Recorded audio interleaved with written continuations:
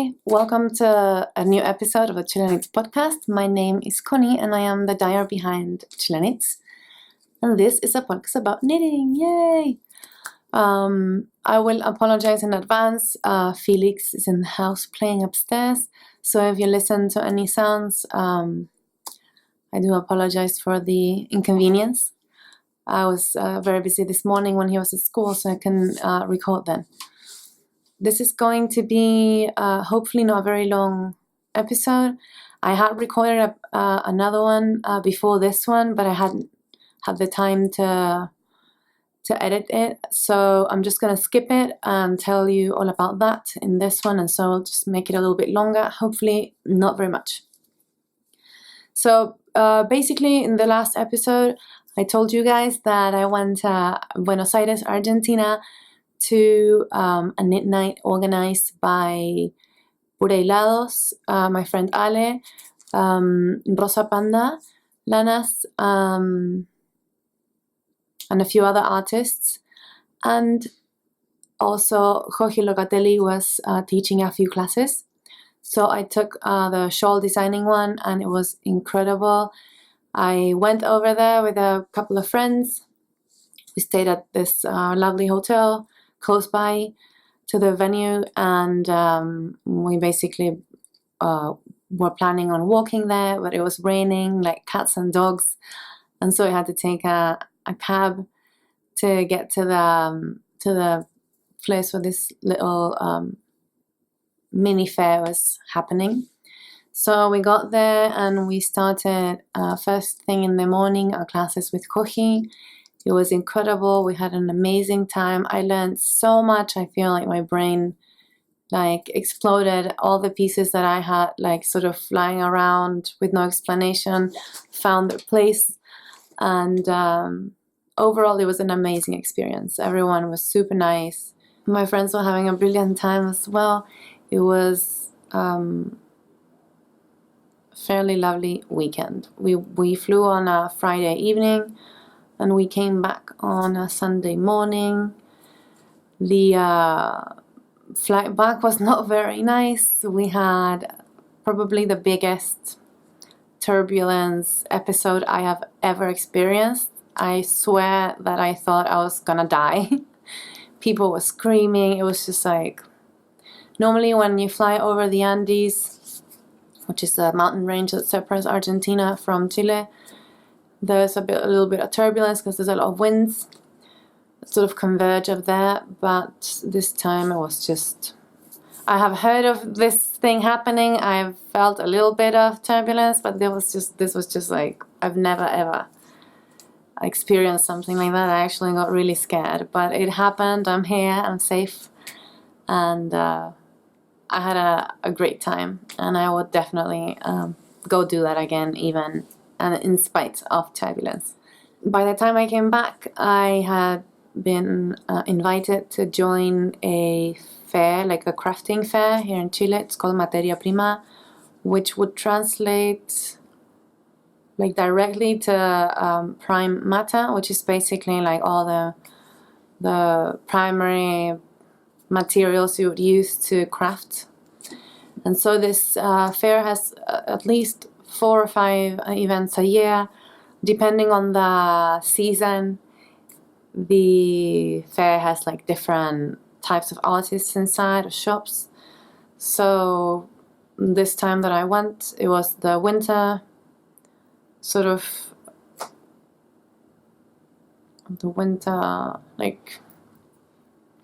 event where there's a lot of yarn and more wintry materials, people with looms and spinning, a little bit of that. We don't really have a lot of that here. And so I have to start by saying that indie dyed yarn is something that I've been doing for 4 years, but I've been exporting it mostly. In Chile, that's a thing that's not really gotten very far until at least mid last year. And so now that I was invited, it was sort of like an experimental thing. We didn't really know what was going to happen. I went with my friend Mr. Wool, and we set up, I'm going to show you some pictures, a stand together. People from all over the place came to visit, which was a surprise. We did not know that it was going to be that successful. We basically thought, oh, it's okay, we're just going to showcase our work, but nothing's really going to happen. But totally the opposite happened. The stand was full constantly. People came from all over the country to come and say hi and check out our yarns. We were absolutely surprised, and by the end of the weekend we were absolutely exhausted because, as you know, like at least in my case, I dye by myself and at home, so it's like a very quiet job. So when I have to interact with a lot of people for like 4 days in a row, all day long, you can imagine how tired I was. Felix is running around, I hope you can hear. But it was the best experience. As I said, we were extremely surprised. A few other shops are sort of importing Malabrigo and hedgehog fibers, which makes it all a little bit more like the same kind of style, or indie dyed yarn thing, which is something that we don't normally have. We normally have like more rustic yarn for like weaving. And so this is like the new era for knitting here. People are starting to realize that Ravelry exists, and they're starting to learn how to follow patterns.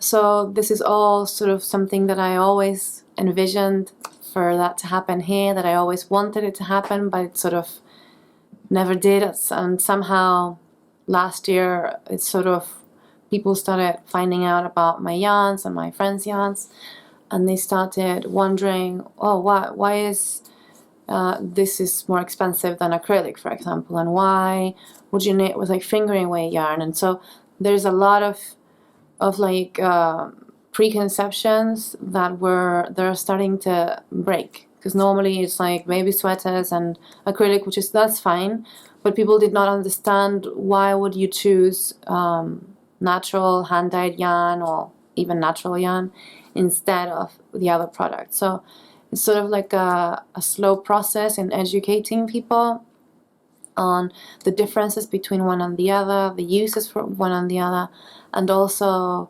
to be a little bit bolder in picking fun colors and getting out of the box a little bit.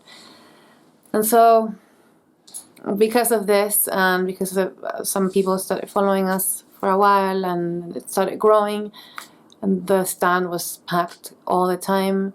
It was a lot of fun. It was great to meet people that you only know by Instagram or by email, to finally put faces to all of them and give them a hug and take some pictures and just enjoy spending a little bit of time with them. So after this, I had to take a day off because I was completely wrecked. I sort of felt like I was gonna get the flu, and then I just couldn't. My feet were like, throbbing because I've been standing for 4 days in a row. And I'm not complaining. I'm just saying, like, this is what happened. It's a fact. And so on Tuesday, I sort of started getting up and organizing what was left, which wasn't much. But then by the time it was Tuesday, a lot of people that had seen me at the fair but weren't able to get to the stand were trying to get like the last remains of what was left.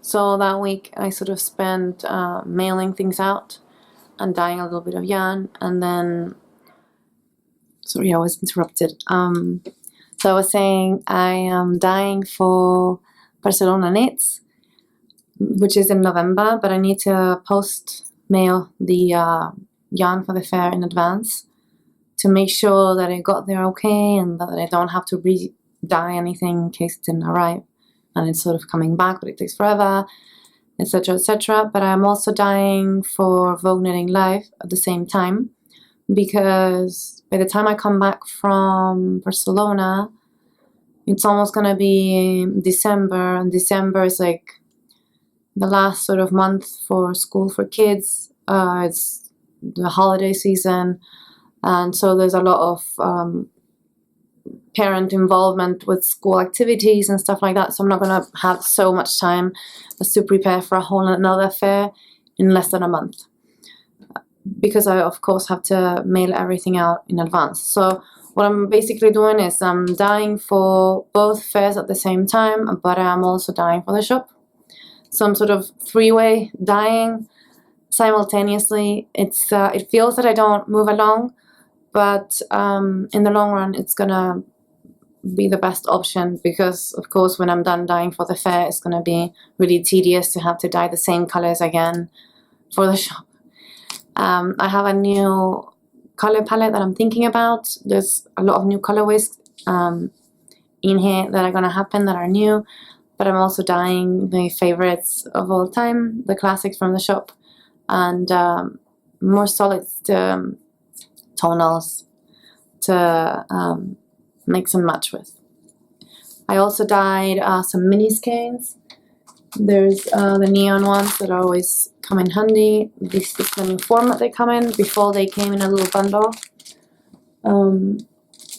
but now they're gonna come this way, because I've noticed that in time the little ones that come sort of like with a skein band around them, they sort of start getting loose and a little bit disheveled, and it's kind of like a pain in the butt to fix it all the time. So by putting them in little bags, they get protected from fingers, and well, you can touch the yarn and all the other skeins, and then it looks a little bit more organized. There's also like assorted mini skein packs. They have different colorways mixed up randomly, and I made kind of like a quarter skein pack of mohair. I noticed that whenever I have a project with mohair that's not like a full-on sweater, and it's just a little bit, I at least have half of 50 grams left, like 25. So I decided to make like a 6-color 25 per mini skein pack. Basically the ones that I've made look like this. It's a little bit less bright than it looks right there, but I will mix and match other colors as I dye along, and find sort of combinations that please me, and then it gives everybody a chance to sort of play around with more colors without having to buy like a lot of single skeins. So what I've been knitting, I finished my magnolia sweater. I'm just gonna show you the sleeve because I don't want to distract you on the standing up. It's a little bit bright, and since I knit this with natural color, it sort of gets overexposed. So I'm gonna show you a picture instead so you can see it properly. I used a new base that I'm gonna start carrying. It's got mink, merino, cashmere, and viscose. It's a light fingering that has 600 meters. I'd say it's like a medium light fingering because it's not quite, you know, it's not that much thinner than a normal fingering yarn, but because the composition of the yarn is so light, it brings a lot of yarn in a skein. This is basically what it is. I don't have like a normal skein to compare it to, but it's a tad bigger. It's super, super soft. For now, I think I'm only gonna dye it in like light, very delicate colors. I feel a little bit self-conscious dyeing such delicate fibers in neon colors, for example. I might do packs of 2, because basically with 2 you have a sweater. So I used a little bit more than 1 skein to make my magnolia, and 2 skeins of my mohair silk base, and voila. It's very, very warm. I love it. It's super soft. I definitely will knit something else with the mix. The yarn that I used, the mink is going to be called Feather, the base. So I used Feather and Fluffy, which is my lace, together. The Fluffy base had the speckles and the Feather was undyed. So that sort of like gives you this effect. It's a lot more colorful, it's just hard to show you. So it's a very delicate speckle. I really like it because it sort of goes with anything. And I'm super happy about it. I have not stopped wearing it since I finished it. And so my next project that I'm still knitting is my R1 sweater. I've shown you this before. I'm on the first sleeve, past the middle. So this has gone quickly. I started yesterday. And so sleeves are kind of quick for me to knit. And then I'll have just this one left. I'm super excited. I'm knitting it out of my golden stellina base, which is called Shiny Sock. And the colorway is called Barbie. It kind of looks very much what it is. It's a little bit darker in person. I use the size that the pattern requires. I'm knitting it a second time because the first one that I knit, I've been wearing it like crazy. It's sort of, I love the shape, the drape and everything of it, so I decided to make another one. But I had a little hiatus before starting the sleeves, and that was when I knit my Andeta shawl. The R1 sweater is designed by Isabel Kramer. I'm sure of you know, but if you don't, there it is, the name. She's got gorgeous patterns. I love the way they all fit.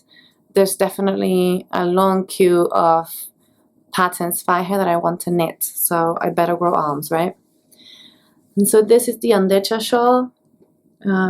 It's a design by Belén Hernández from a podcast called Tejer en Inglés. She does a podcast in Spanish, and she also has like 1 million tutorials. I don't know if I've told you, but Spanish instructions for knitting are not the same as in English. We still haven't developed like a consistent language for it in Spanish.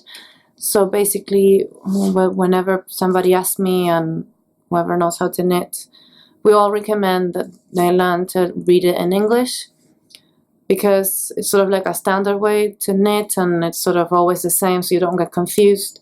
With patterns in Spanish, each person has a different way of explaining it, so there's no consistency, and then, I don't know, like a yarn over in one pattern might be a purl in the other. It's just like insane.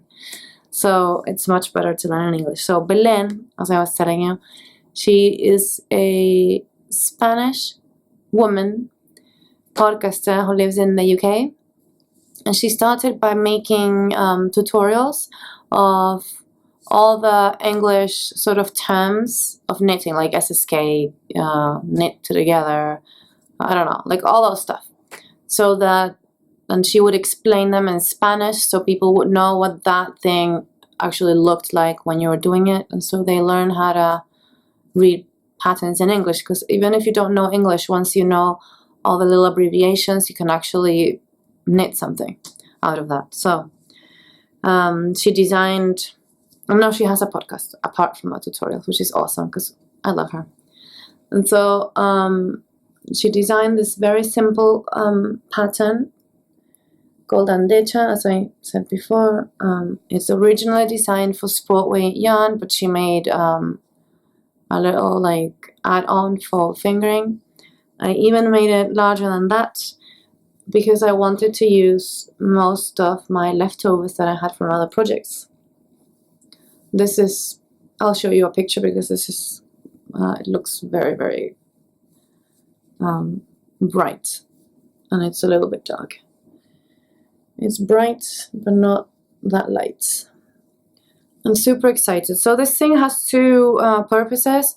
I wanted, three basically. I wanted to use all my leftover yarn. I love the shawl, so I sort of kind of have a new really great accessory. But at the same time, I wanted to have kind of like how the yarn looks knit up, to show people when I go to fairs. Like when I went to the fair in Chile now, I've noticed that people really sort of wanted and needed some sort of sample. And so basically this is going to be a sample for all these colors at least. And in time I'll use more leftovers of other things to make other samples in different shapes. And so people can actually imagine what a skein looks like when it's knit up. People that have knit a lot and that have been sort of working with indie dyed yarn for a while, they kind of know what's going to happen when they knit certain types of yarn. But people that are kind of new to this, they don't really envision. They think it might look exactly like this skein, how it's wound up, and they don't realize that sometimes it looks like the speckles are super hard on the skein, but then when you knit it up, it's just like very little speckles. So, 2 purposes, see? Well, 3. Garment, these stash of little minis, and sample. I'm super happy. It didn't take me very long to knit. This is a very simple knit. Basically, if you've done 2 repeats, you just don't need to look at the pattern anymore, just to corroborate that you're doing the increases and decreases in the right place, the right order, because they change order a little bit.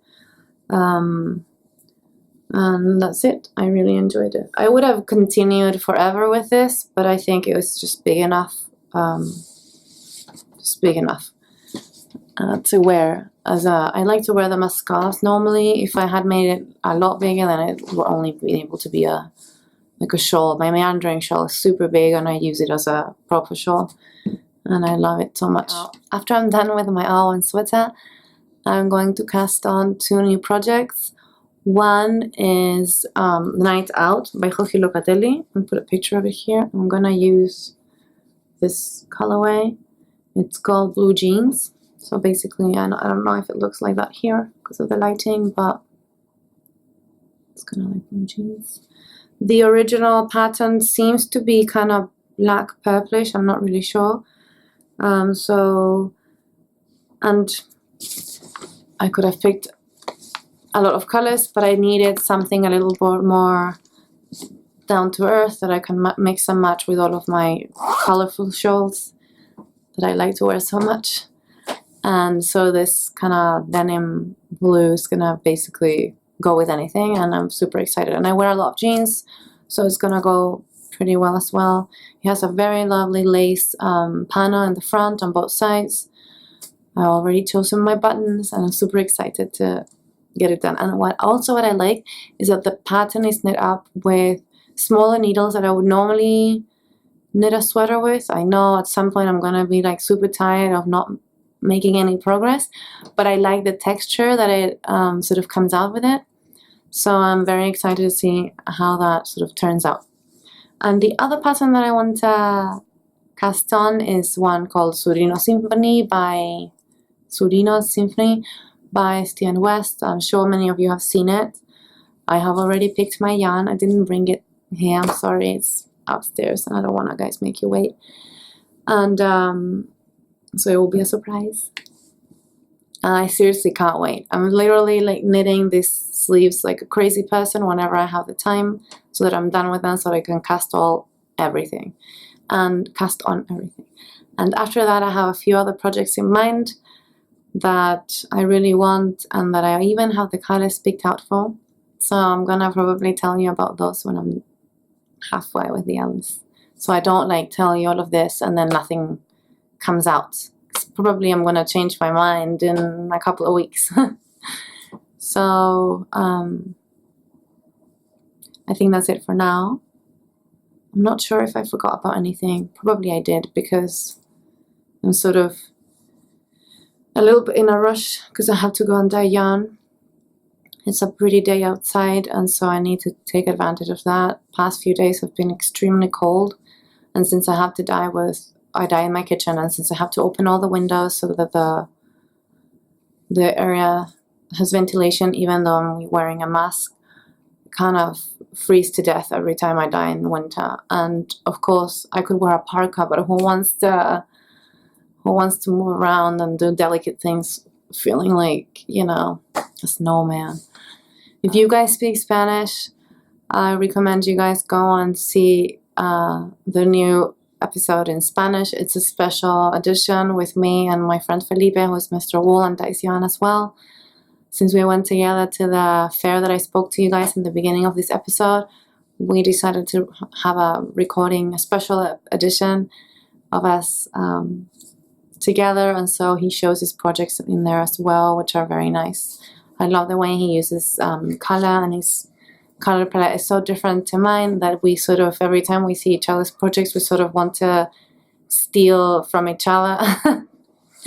And we have a great time together. So if you do speak Spanish, maybe YouTube will have subtitles for it. I'm not really sure. Hopefully, I'll see you guys soon. I'm sorry for being away for so long.